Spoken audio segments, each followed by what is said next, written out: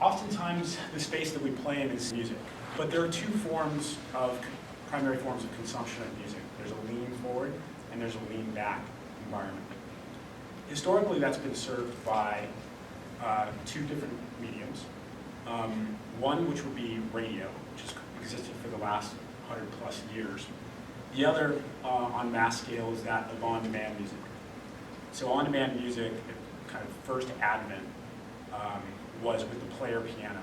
So the fact that you could put the little box in the piano and play in a saloon or such. That's important because that relates back to the copyright that we'll go through today. But on mass scale, it really started with xylophone, then vinyl records, 60s music, starting revolutions, and then evolved from that to 8-tracks, to cassette tapes, to CDs, to MP3s. The advent of Napster, which, believe it or not, was 16 years ago in June, was their birthday. They obviously died shortly after, which we can talk about too. But Napster started 16 years ago. Then obviously the legitimate forms of the business model evolved with that of iTunes in 2001. And then Pandora came into being in essentially 2005, modern day Pandora. The company actually was founded with a different goal, purpose, and mission originally.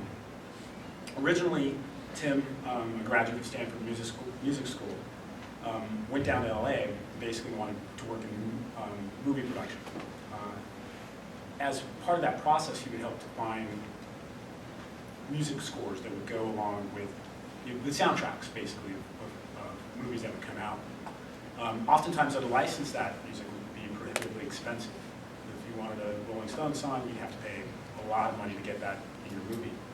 So he thought, well, maybe there's a way we can figure out how to dissect the DNA of songs, basically, on the musicological characteristics, and unknown pieces of music, relate them back to known pieces of music. So that project kicked off in 2001, and it was called the Music Genome Project. And the first of its kind, the company of Pandora was known as Savage Beast Technologies. There's a piece of nuanced data there. So Savage Beast Technology came into being to basically look at the DNA of the world's music, anywhere from 280 all the way up to 450 musicological characteristics, the DNA of songs.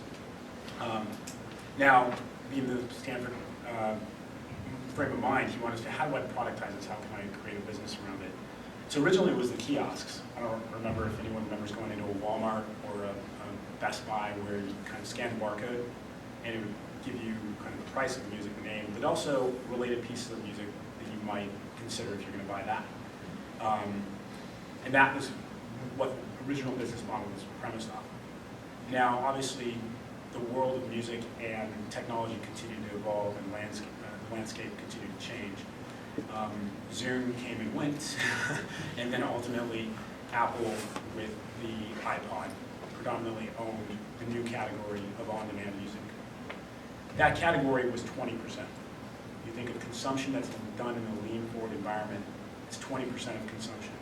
80% is done in a lean back environment. So when you think of, well, why that lean back environment? Why has radio coexisted along those on-demand forms of music for so long?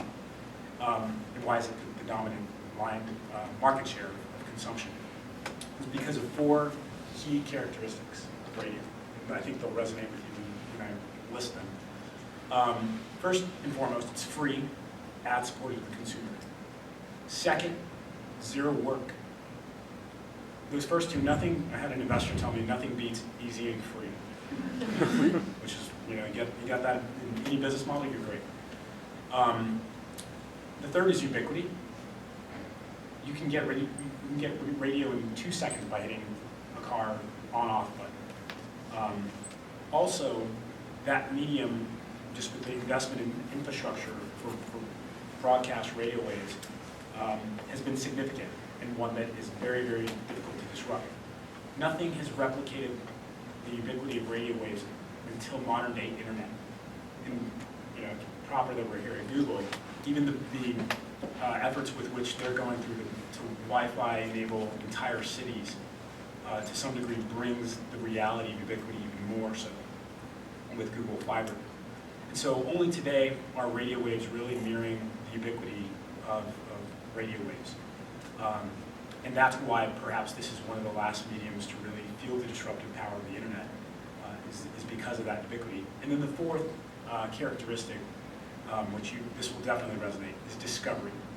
When you first heard that new song or that new artist. And Pandora does all four of those better than anybody else on the planet, humbly said. We didn't create internet radio. Oftentimes the first mover generally becomes the dominant player. What we did, though, is we took internet radio, and the key player at the time was, anyone? In 2005, key internet radio player. Purple. Yahoo. No. Launchcast. Launchcast was the one. Yahoo were obviously the parent company. We actually recently bought the patents from Yahoo, because they divested stuff, so that way, for patent trolls out there, we can protect ourselves. The best $8 million we spent. But we did not create internet radio. What we did is we created the personalization technology. So the thumbs up, the thumbs down. The fact that you could refine your playlist specific to you. The fact that we can take those three elements we can take the element of your personal feedback, the feedback related to the Music Genome Project, and then also the wisdom of the masses. So you hear a lot of buzz terms in Silicon Valley. I'm about to use one. A big data component.